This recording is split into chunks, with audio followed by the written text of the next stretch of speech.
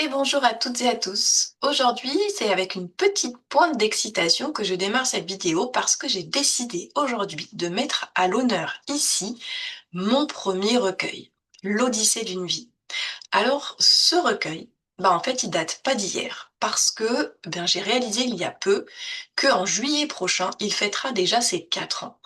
Et c'est justement parce que j'ai réalisé qu'il allait fêter ses 4 ans que je me suis mis un coup de pied au derrière en disant, Marie, qu'est-ce que t'as fait pendant 4 ans pour en parler, pour le diffuser, pour permettre du coup aux gens de pouvoir être rejoints par ces mots d'aller rejoindre les gens qui en ont besoin et auxquels ça pourra faire du bien.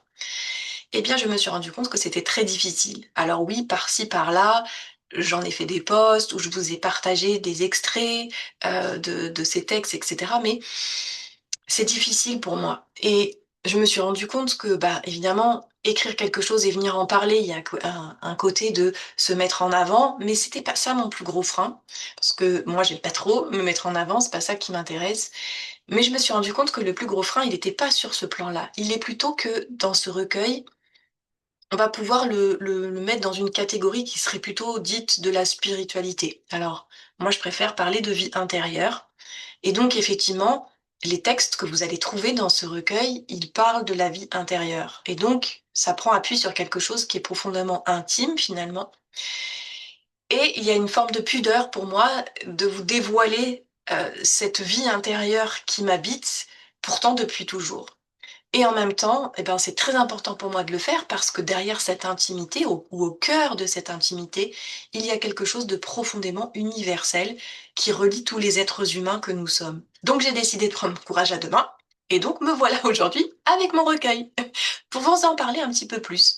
Parce que cette odyssée d'une vie, je l'ai vraiment, l'intention que j'y ai mise lorsque j'ai rassemblé ces textes, c'est d'offrir du réconfort.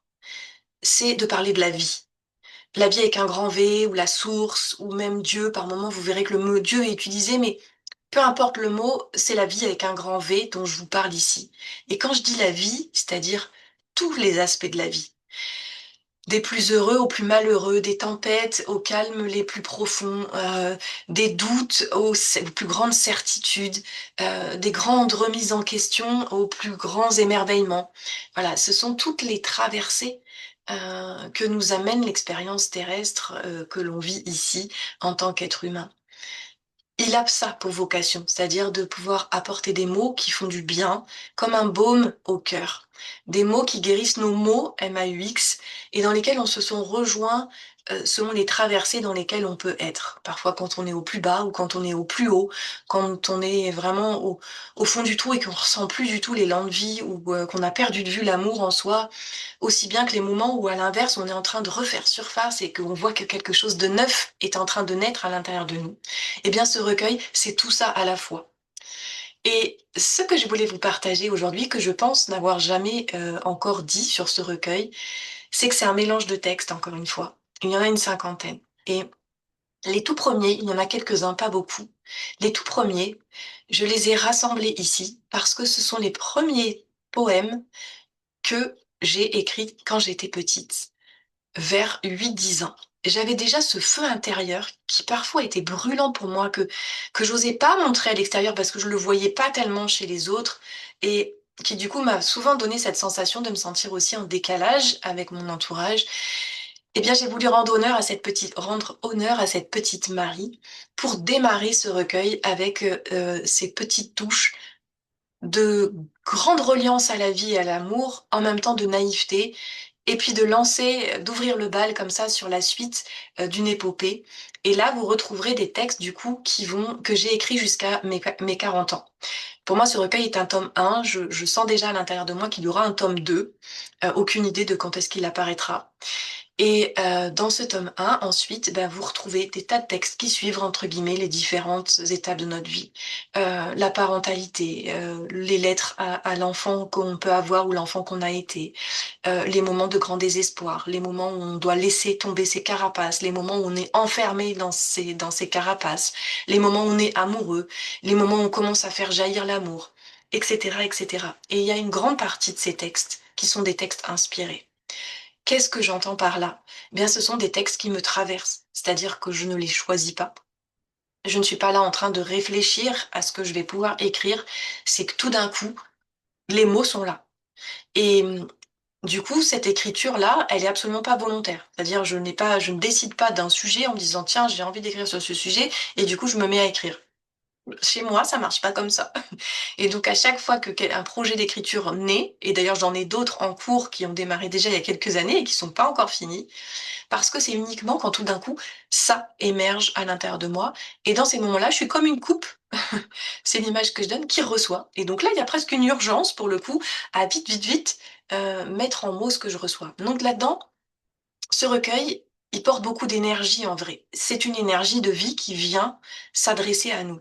Et pour la petite anecdote, figurez-vous que, quand bien même c'est par moi que sont passés ces mots et la majorité de ces textes, eh bien, même moi, encore aujourd'hui, je prends mon propre recueil et régulièrement je réouvre et je m'imprègne des textes. Parce que, encore une fois, comme je vous dis, quelque part, comme ils m'ont été donnés, inspirés, eh bien, je les reçois de la même façon que quelqu'un qui les découvrirait pour la première fois. Et je me laisse habiter. Et c'est l'objectif de ce recueil. Il est vivants, les mots sont vibrants. C'est une énergie qui s'offre à nous de réconfort. Ce recueil, c'est vraiment un recueil de réconfort, un peu comme un refuge pour cette grande traversée qu'est la vie humaine. Donc je recommande souvent de le mettre sur sa table de chevet et de le prendre plutôt comme un livre oracle. L'intention, c'est pas vraiment de le lire d'une seule traite. Ça n'a pas tellement d'intérêt. Vous pouvez le faire, hein, bien évidemment, il n'y a aucune contre-indication, entre guillemets, à ça. Mais je vous recommande plutôt soit de vous laisser inspirer dans la table des matières par, tiens, ce titre, ça fait écho en moi à ce moment-là de ma vie, et je l'ouvre. Ou alors de l'ouvrir carrément au hasard et de vous laisser porter par le texte sur lequel vous tomberez. Voilà ce que je voulais vous dire sur ce recueil. Et je me rends compte en fait que bah, c'est presque triste pour moi de me dire qu'il m'a fallu 4 ans pour oser commencer à le mettre davantage en avant, parce que les témoignages que je reçois de celles et ceux qui l'ont déjà eu entre leurs mains, bah, c'est que ça leur fait beaucoup de bien. Ça les rejoint justement dans tous ces espaces de vie dont je viens de vous parler, et du coup ça aide à pouvoir continuer l'aventure de cette grande odyssée de la vie sur Terre. Et évidemment, comme ça me tient à cœur que ça puisse être accessible à tous, bien depuis la fin de l'année dernière, sachez que sur mon site internet, il y a une page qui est dédiée à ce recueil et il y a une page surtout sur laquelle je vous ai enregistré tous les textes en audio. Parce que comme je vous le dis, ces mots-là qui sont déposés, c'est vraiment des énergies à recevoir et donc finalement, les entendre et se mettre en posture de justement de recevoir, eh ben c'est encore meilleur. Donc c'est pour ça que bah, j'ai veillé à vous les enregistrer en les incarnant le plus possible pour que vous n'ayez plus qu'à vous laisser bercer et n'être plus que dans la réception de la vibration de ces mots et de ces énergies qui sont derrière les mots qui nous sont offertes. Donc tout ça est gratuit.